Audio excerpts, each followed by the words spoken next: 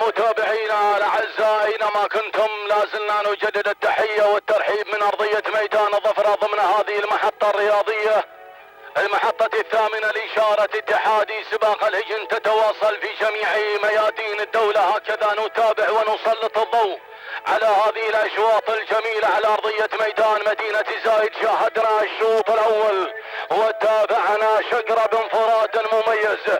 التهاني موصوله لمحمد بن حمد بن زيد بن حريز المزروعي، ومشكور علي صلهام المزروعي من قدم لنا ذلك الشعار على ظهر شقره.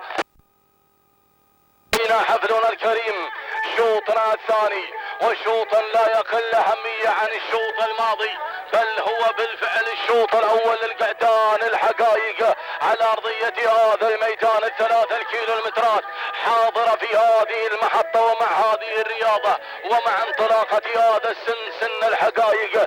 متابعينا مشاهدينا الاعزاء، انطلق هذا الشوط المرتقب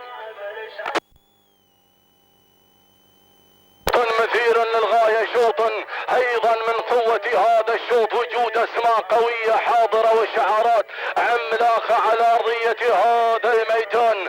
يا مرحبا بكل الاسماء، يا مرحبا بكل المتابعين. ننطلق مع شوط القعدان الاول في هذا الصباح. يا سلام يا سلام بمسلم على مقدمة الشوط، يقدم انطلاقة غيث مسلم بن دحب الدحام بن مسلم المزروعي، وينخطف الله يحضر الاسد في شوط القوة والمتعة والاثارة. يتواجد سعيد بن احمد بن دمين المنصوري، يا ما سجل ارقام حدث على ارضية هذا الميدان.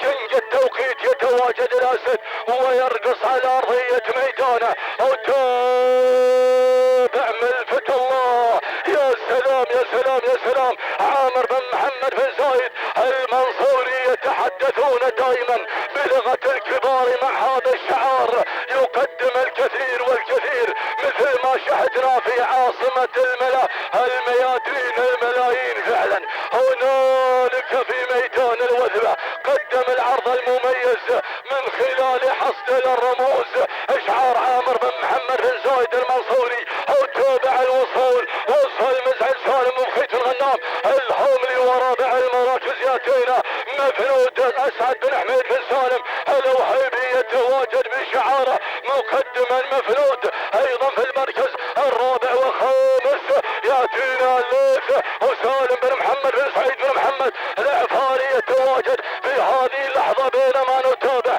الوصل الذي يقترب في هذه اللحظات، يا سلام الوهواهي ياتينا ناصر بن خلفان بن عبد الله المزروعي، وكذلك بتابع عزام سعيد بن حمد بن قرين العامري، وكذلك ايضا برهان راشد بن سلطان بن غالب المنصوري. وايضا وصول الشعارات القادمه، وصل سالم بن حمد بن محمد العمري يقدم زيزوم. هكذا النتيجه للمراكز الاولى بعود مع الاسد، النقاط العديده والتوقيت المميز تحت اقدام الاسد. يا سلام يا سلام.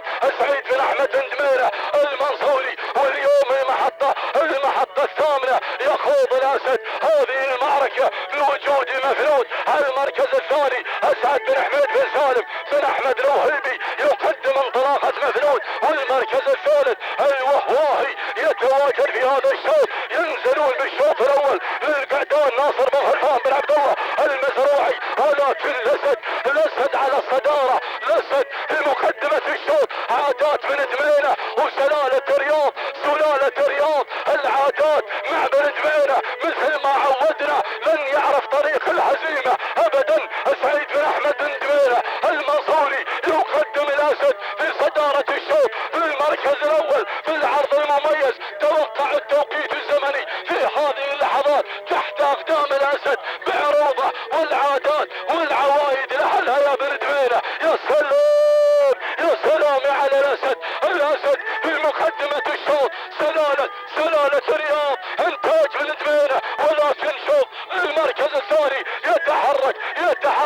يتحرك الوهيبي قادم بمفلود اسعد بن حميد بن سالم الوهيبي. اللحظات الاخيره الاسد يا بن دمينه، الاسد صاحب والشعب والجمهور 200 متر الاخيره. الاسد سعيد بن احمد بن دمينه المنصوري. يا سلام يا سلام، انتاج بن دمينه، انتاج بن دمينه. عوايد الاسد، عوايد الاسد، والمعتاد والمرشح والمصنف لهذا الفوز، الفوز بالشوط الاول للقعدان سلام بن دمينه. وراح التمرح، راح التوقيت الزمني 4 دقائق 21 ثانيه بدون اجزاء من الثانيه. ماذا تفعل يا بن دمينه مع سلاله الرياض؟ المركز الثاني مفنود ولا قصر اسعد بن حميد بن سالم بن احمد الوهيبي. المركز الثالث هنالك مشاهدينا الاعزاء ياتينا من بعد محمد بن جاسم المراك المزروع. متابعينا الاعزاء، شوط كان مرتقب وتوقيت